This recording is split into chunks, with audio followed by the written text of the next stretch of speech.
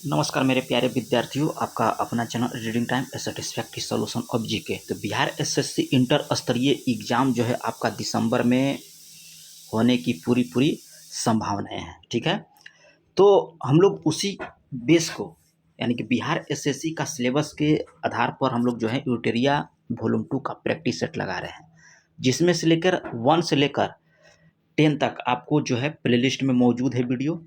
आप वहाँ से सारा टेस्ट लगा सकते हैं। और आज हम लोग सेट नंबर 11 देखेंगे। ठीक है, और चैनल पे पहली बार होंगे तो सब्सक्राइब कर लीजिएगा, बेल आइकन को दबा लीजिएगा। और ज्ञान बिंदु जीएस एकेडमी का याद रखिएगा कि जितने भी टेस्ट आपको बिहार दरोगा का हो या बिहार एसएससी का हो, या आपको जो वहाँ 50 क्वेश्चन का डेली प्रैक्टिस सेट किया जाता हो, कौटिल्य जीएस का हो, सारा टेस्ट जो है आपको दिया जाता है। और एक चीज़ आपसे रिक्वेस्ट है कि आप जो है 75 चैनल पे डिपेंड न रहें। मेरा कहने का मतलब ये नहीं है कि आप सिर्फ मेरे ही चैनल से पढ़िए। आपको जो चैनल अच्छा लग रहा है आप उसी चैनल से पढ़िए, वहाँ जाकर पढ़िए। विशेष चैनल पर ध्यान मत दीजिए, क्योंकि ज़्यादा ध्यान दीजिएगा तो मालूम चलेगा कि सिर्फ ऑनलाइन के चक्कर में आपका रिजल्ट ख़राब हो चुका है। हम नहीं चाहते हैं कि आपका रिजल्ट ख़राब हो, हमको मतलब है आपका रिजल्ट से। ठीक है, तो आप जो है ज़्यादा फोकस कीजिए किताब की ओर। जितना किताब से पढ़िएगा उतना अच्छा है। लेकिन टेस्ट टेस्ट आपको जिस चैनल से आपको अच्छा लगता है सिर्फ उसी का फॉलो कीजिए, और उसी का चैनल से आप सिर्फ टेस्ट दीजिए। याद रखिएगा, ज़्यादा चैनल से आप लोग ज़्यादा टेस्ट दीजिएगा तो आपके लिए खतरा साबित हो सकता है। तो ज़्यादा हम लोग समय नहीं लेंगे, और आज हम लोग सेट नंबर 11 के क्वेश्चन नंबर 1 देखेंगे। तो चलिए, आज इसमें पहला क्वेश्चन कह रहा है कि इनमें से कौन सी भारतीय क्षेत्र में कह रहा है कि एक खाड़ी नहीं है। तो याद रखिएगा कि अकाबा की खाड़ी जो है आपको यह भारतीय क्षेत्र में नहीं पड़ता है। अकाबा की खाड़ी जो है आपको लाल सागर के उत्तरी भाग में, याद रखिएगा कि सिनाई प्रायद्वीप से पूर्व में और अरब मुख्य भूमि से पश्चिम में एक खाड़ी है जिसका नाम है आपका अकाब की खाड़ी। ठीक है, तो याद रखिएगा ये लाल सागर में स्थित है अकाब की खाड़ी। चलिए नेक्स्ट क्वेश्चन हम लोग यहाँ पे देख लेते हैं।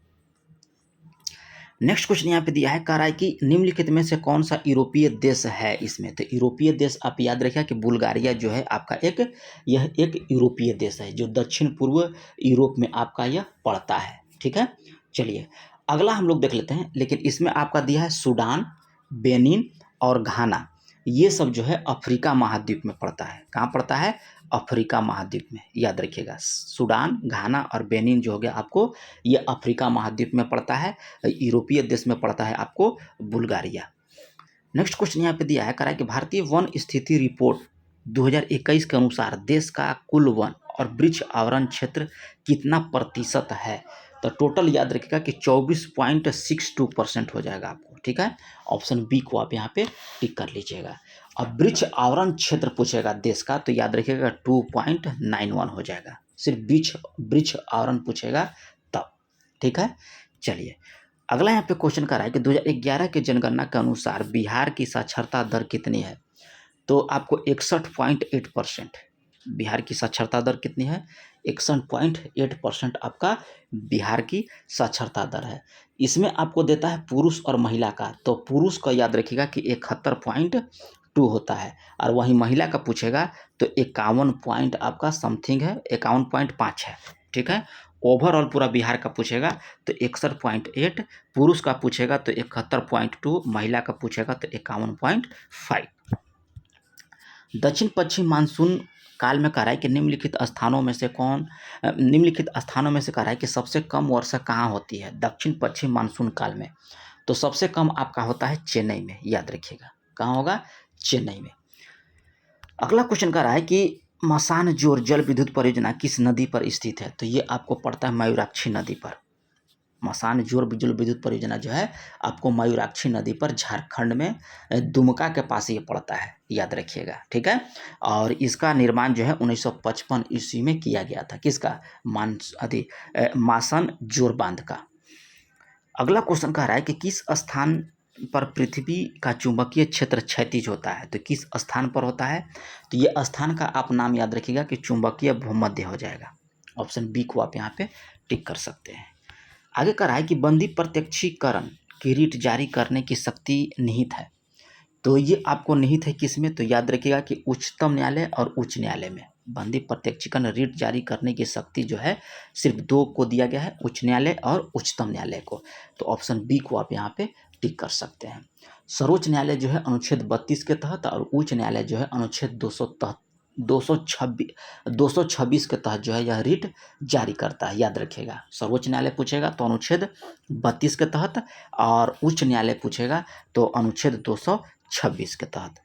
चलिए नेक्स्ट क्वेश्चन यहाँ पे दिया है, कह रहा है किस अनुच्छेद के तहत किसी राज्य की विधानसभा में कह रहा है कि 500 से अधिक और 60 से कम सदस्य नहीं हो सकते हैं, किस अनुच्छेद के तहत?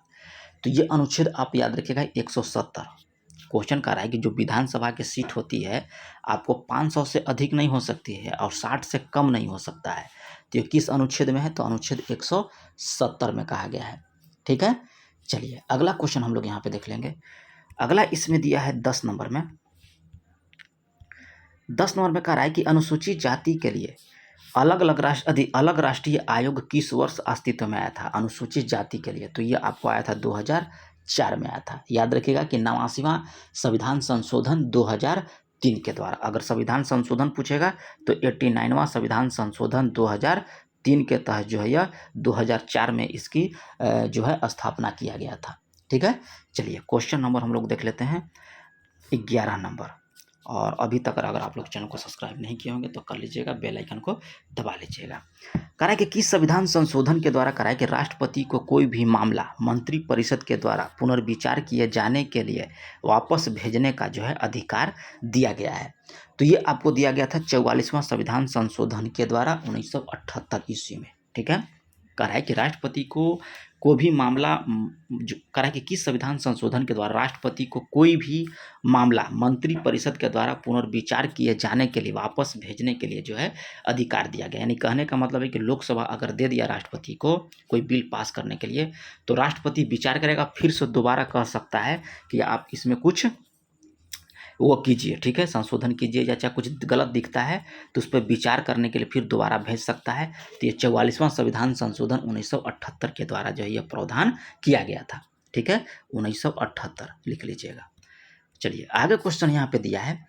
नेक्स्ट में कह रहा है कि किस भाषा को केंद्रीय सरकार के द्वारा शास्त्रीय भाषा का दर्जा दिया गया है, यानी क्लासिकल भाषा के रूप में दर्जा दिया गया?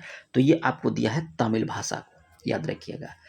भारत में 6 शास्त्रीय भाषा है जिसमें आपको तमिल हो गया, 2004 में इसको दिया गया था। ठीक है, आपको संस्कृत हो गया तो संस्कृत को दिया गया था 2005 में, तेलुगु को दिया गया था 2008 में। ठीक है, और कन्नड़ भाषा को भी दिया गया था 2008 में, मलयालम को दिया गया 2013 में और ओडिशा को दिया गया था 2014 में। चलिए आगे कह रहा है कि संविधान के किस अनुच्छेद में सर्वोच्च न्यायालय को अभिलेख न्यायालय के रूप में जो है वर्णन किया गया है? तो ये आपको किया गया है अनुच्छेद 129 के तहत। कह रहा है कि संविधान के किस अनुच्छेद में कह रहा है कि सर्वोच्च न्यायालय को अभिलेख न्यायालय के रूप में वर्णन किया गया? तो अनुच्छेद 129 के तहत, याद रखिएगा। ठीक है, सर्वोच्च न्यायालय को एक अभिलेख न्यायालय के रूप में वर्णन किया गया है अनुच्छेद 129 के तहत। राष्ट्रपति के निर्वाचन में कह रहा है कि निम्नलिखित में से किस भाग नहीं लेता है? कह रहा है कि राष्ट्रपति को जो निर्वाचन होता है उसमें कौन भाग नहीं लेता है? तो लोकसभा का गैर निर्वाचित सदस्य, ऑप्शन सी को आप यहाँ पे टिक कर लीजिएगा। और भारतीय संविधान के अनुच्छेद 55 के अधीन जो है राष्ट्रपति का निर्वाचन की प्रक्रिया का वर्णन किया गया है। अनुच्छेद कितना हो जाएगा? तो अनुच्छेद आपका हो जाएगा 55, याद रखिएगा। ठीक है, और लोकसभा का गैर निर्वाचित सदस्य इसमें भाग नहीं लेता है। राज्य विधानसभा का निर्वाचित सदस्य लेता है, लोकसभा का निर्वाचित सदस्य लेता है और राज्यसभा का निर्वाचित सदस्य आपका लेता है, लेकिन लोकसभा का गैर निर्वाचित सदस्य नहीं लेगा। और राष्ट्रपति के निर्वाचन की प्रक्रिया जो है आपका अनुच्छेद 55 के तहत है। निम्नलिखित में से कह रहा है कि कौन सा विकल्प जो है रंगराजन समिति से संबंधित है? तो ये आपका भुगतान संतुलन जो है आपको रंगराजन समिति से संबंधित है। 7-8 समिति आपको देता है, हम आपको सारा समिति बता देते हैं। आपको याद होगा तो ठीक है, और नहीं याद होगा तो एक नोट कर लीजिएगा। नोट करने से क्या होगा कि जब एग्जाम देने जाइएगा तो आपको एक शॉर्ट नोट बन जाएगा। ठीक है, देखिए, एक देता है आपको स्वामीनाथन समिति, तो ये आपको समिति का संबंध है जनसंख्या से। स्वामीनाथन समिति का संबंध जनसंख्या नीति से। जानकी रमन समिति देता है आपको प्रतिभूति घोटाला से। गोस्वामी समिति देता है आपको तो औद्योगिक रुगणसा से समिति है आपको गोस्वामी समिति। रंगराजन समिति देता है तो ये आपको है भुगतान संतुलन से रंगराजन समिति। खुसरो समिति देता है तो वह कृषि साख से है। सत्यम समिति की बात करेंगे तो यह वस्त्र नीति से था। महाजन समिति चीनी उद्योग से था। अब भूरेवाल समिति का संबंध जो था आपको मोटर वाहन पे जो कर में वृद्धि से था आपको भूरेवाल समिति। ठीक है, एक दिया था आपको अरविंद सुब्रमण्यम समिति जो आपको जीएसटी से था। ये क्वेश्चन आपको इंपॉर्टेंट हो जाता है कि जीएसटी बनाने के लिए कौन सी समिति का गठन किया गया था, तो अरविंद सुब्रमण्यम समिति, याद रखिएगा जीएसटी। तो जितने भी आपको इंपॉर्टेंट समितियां था आपको बता दिए। अगर नहीं याद होगा तो फिर से वीडियो को आप रिवर्स जाइएगा और वहां से स्टार्ट कीजिएगा, आपको फिर से दोबारा सुनाई दे देगा। चलिए, क्वेश्चन नंबर 16 का रहा है कि प्रति व्यक्ति आय की गणना कैसे की जाती है। तो राष्ट्रीय आय बटे में जनसंख्या से अगर हम लोग भाग दे देंगे तो आपको प्रति व्यक्ति आय की गणना हो जाएगी। ठीक है, चलिए अगला क्वेश्चन का रहा है कि निम्न में से कौन सा एक भारतीय रिजर्व बैंक का कार्य नहीं है। तो साख सृजन करना ये आपको भारतीय रिजर्व बैंक का कार्य नहीं है। चलिए अगला क्वेश्चन हम लोग देख लेते हैं 18 नंबर। 18 में कह रहा है कि 1 माइक्रोन किसके बराबर होता है। तो 1 माइक्रोन जो होता है आपको 10 के घात -6 मीटर के बराबर होता है। नैनो देता है तो ये 10 के घात -9 हो जाएगा। पीको होगा 10 के घात -12 और फेप्टो होता है 10 के घात -15। निम्नलिखित में से कह रहा है कि कौन एक नाइट्रोजन उर्वरक नहीं है। तो याद रखिएगा कि सुपर फास्फेट ऑफ लाइम जो होता है ये आपको नाइट्रोजन उर्वरक नहीं होता है। ठीक है, ऑप्शन ए को आप यहाँ पे टिक कर लीजिएगा। अल्फा कण के कह रहा है कि 2 धन आवेश होते हैं, इसका द्रव्यमान लगभग बराबर होता है। तो ये आपको बराबर होता है हीलियम के एक परमाणु के नाभिक में। ठीक है, क्वेश्चन कर रहा है कि अल्फा कण के 2 धन आवेश जो होते हैं इसका द्रव्यमान लगभग किसके बराबर होता है। तो हीलियम के एक परमाणु के नाभिक के जो है यह बराबर होता है। 21 नंबर क्वेश्चन दिया है कि रासायनिक तत्व के अणु के संदर्भ में कह रहा है कि चुंबकीय क्वांटम संख्या का संबंध क्या है। तो ये अभिविन्यास से संबंधित है। ऑप्शन ए को आप यहाँ पे टिक कर सकते हैं। पाइरूवेट का कह रहा है कि कार्बन डाइऑक्साइड पानी और ऊर्जा देने के लिए विघटन होता है। कह रहा है कि पाइरूवेट का कार्बन डाइऑक्साइड और पानी और ऊर्जा देने के लिए विघटन होता है। तो ये आपको होता है माइटोकॉन्ड्रिया में। पेडोलॉजी में कह रहा है कि निम्न वैज्ञानिक का अध्ययन से संबंधित है पेडोलॉजी। तो याद रखिएगा कि ये आपको मिट्टी से संबंधित है पेडोलॉजी। ठीक है, चलिए अगला क्वेश्चन हम लोग देख लेंगे। कह रहा है कि निम्न में से कौन सी एक वास्तविक मीन यानी कि मछली है। तो कैटफिश, याद रखिएगा कि ये आपको वास्तविक मछली के अंतर्गत आता है। कौन आता है, कैटफिश। चलिए नेक्स्ट क्वेश्चन हम लोग देख लेंगे कि पादप कली है। तो पादप कली आपका होता है एक भ्रूणीय टहनी। एक भ्रूणीय टहनी जो होता है आपका एक पादप कली के अंतर्गत आता है। तो ऑप्शन ए को टिक कर सकते हैं। अमीबा में भोजन का पाचन होता है। तो याद रखिएगा कि अमीबा में भोजन जो का पाचन जो होता है भोजन रिक्तिका में होता है। कह रहा है कि अमीबा में भोजन का पाचन होता है तो भोजन रिक्तिका में। ऑप्शन ए को आप यहाँ पे टिक कर सकते हैं। और चैनल को थोड़ा सा सब्सक्राइब कर लीजिए, बहुत दिन हो गया आप लोग सब्सक्राइब नहीं कर रहे हैं और ना ही कमेंट करते हैं, खाली वीडियो देखते हैं और चले जाते हैं। लाइक बटन को भी दबाइए, थोड़ा सा आप लोग भी रिस्पॉन्सिबल व्यक्ति बनिए, है ना। अगला क्वेश्चन का रहा है कि कौन सा कथन यहाँ पे सही दिया गया है। तो लाल प्रकाश का तरंग जो है बैंगनी प्रकाश के तरंग दर्द से ज़्यादा होता है। लाल रंग का तरंग दर्द आपको होता है 625 से लेकर आपको होता है 740 एनएम तक, याद रखिएगा ये लाल रंग का होता है। बैंगनी रंग का होता है आपको 380 से लेकर आपको 440 एनएम तक। चलिए अगला यहाँ पे दिया है 28 नंबर। 28 में कह रहा है कि कौन सा विकल्प यहाँ पे सही दिया गया है। तो सही विकल्प हम लोग देख लेंगे तो हो जाएगा 1 अर्ग बराबर होता है 10 के घात -7 जूल। 1 इलेक्ट्रॉन वोल्ट बराबर होता है 1.6 गुना 10 के घात -19 जूल। 1 कैलोरी बराबर होता है 4.86 जूल आपको होता है 1 कैलोरी, यानी कि इनमें से सभी हो जाएंगे।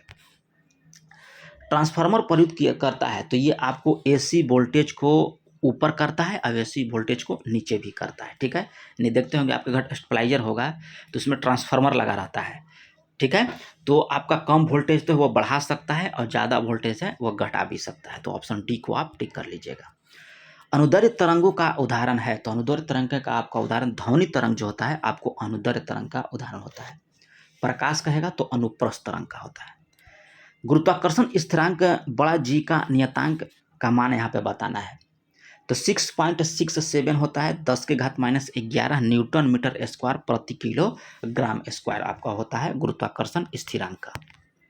कह रहा है कि जब किसी तालाब के शांत जल में कह रहा है कि पत्थर फेंका जाए तो तालाब में कह रहा है कि जल के पृष्ठ पर उठने वाली जो लहर होती है वो कैसी लहर होती है, तो अनुदैर्ध्य और अनुप्रस्थ दोनों होती है। आप जाइएगा तालाब में, ठीक है, और जो है आप एक ढेला फेंकिएगा, ठीक है, तो आपको जो वहाँ पे पानी के ऊपर जो उठता है लेयर पानी का, वो उसमें कह रहा है कि कौन सी जो है लहरें होती हैं, तो आपको अनुदैर्ध्य और अनुप्रस्थ दोनों होती है।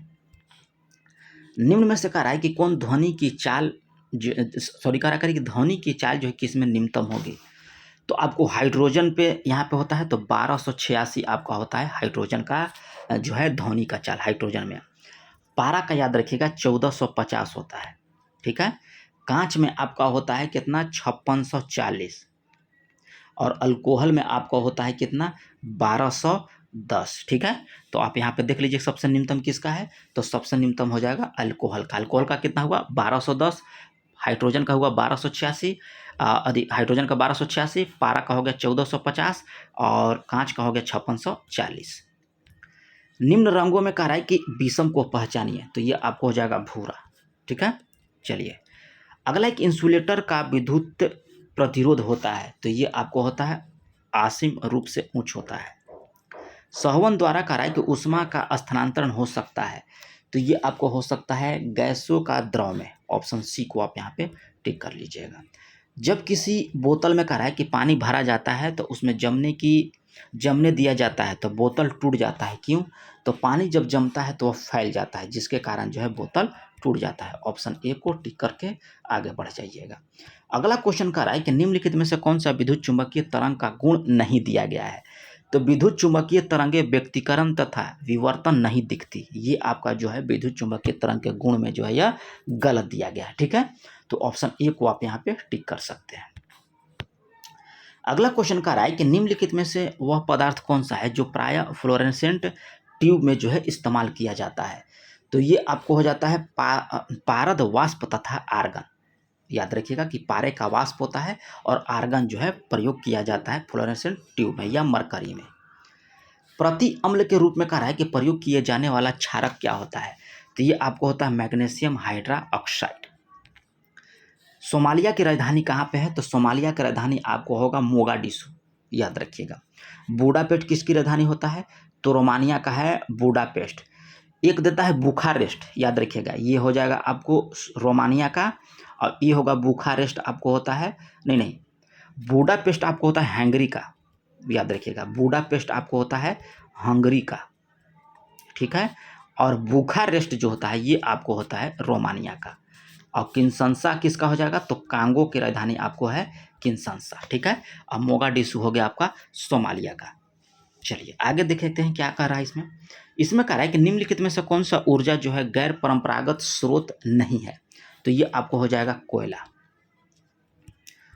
मानव विकास सूचकांक की अवधारणा का प्रतिपादन कब किया गया था, तो ये आपको किया गया था 1990 ईस्वी में। मानव विकास सूचकांक की अवधारणा का प्रतिपादन जो है आपको 1990 में किया गया था यूएनडीपी के द्वारा। राष्ट्रीय कैडेट कोर यानी कि एनसीसी की स्थापना कब किया गया था, तो 1948 में जो है आपको एनसीसी की स्थापना किया गया। इसका आदर्श वाक्य क्या है, एकता और अनुशासन, याद रखिएगा, ठीक है। पूछेगा कि एनसीसी का आपका वाक्य क्या है, आदर्श वाक्य, तो एकता और अनुशासन, और स्थापना इसका 1948 में हुआ।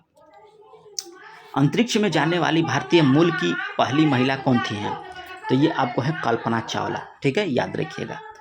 अगला क्वेश्चन कह रहा है कि भारत का आर्थिक सर्वेक्षण प्रत्येक वर्ष सरकारी तौर पर प्रकाशित किया जाता है, तो ये आपको भारत सरकार का वित्त मंत्रालय के द्वारा।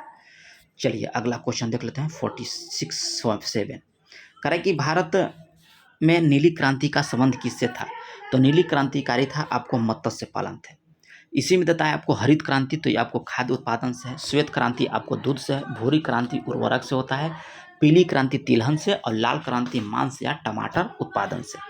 मेकिंग इंडिया कार्यक्रम जो है आरंभ कब किया गया था? तो ये आपको सितंबर 2014 में जो है मेकिंग इंडिया कार्यक्रम जो है आरंभ किया गया। भारतीय अंतर्देशीय जलमार्ग प्राधिकरण का गठन किस वर्ष हुआ था? तो ये आपको 1986 में हुआ था। ऑप्शन ए को आप यहाँ पे टिक कर सकते हैं। विश्व का एकमात्र फ्लावी राष्ट्रीय पार्क कहाँ है? तो ये आपको पड़ता है मणिपुर में। यहाँ पे हो जाएगा मणिपुर। मध्य प्रदेश का शिवपुरी राष्ट्रीय पार्क किसके लिए महत्वपूर्ण है? तो मध्य प्रदेश में आपका है पहला राष्ट्रीय शिवपुरी राष्ट्रीय पार्क। और ये जो आपका प्रसिद्ध है तेंदुआ और चीतल के लिए। ऑप्शन डी को आप यहाँ पे टिक कर सकते हैं। भारतीय मुख्य भूमि का सबसे दक्षिणतम बिंदु कौन सा है? तो सबसे दक्षिणतम बिंदु है आपका Cape Comorin. Option B. Bharat में करा है कि दीर्घकालीन राजकोषीय नीति की घोषणा किस वित्त मंत्री के द्वारा किया गया था? तो ये आपको पीवी सिंह के द्वारा।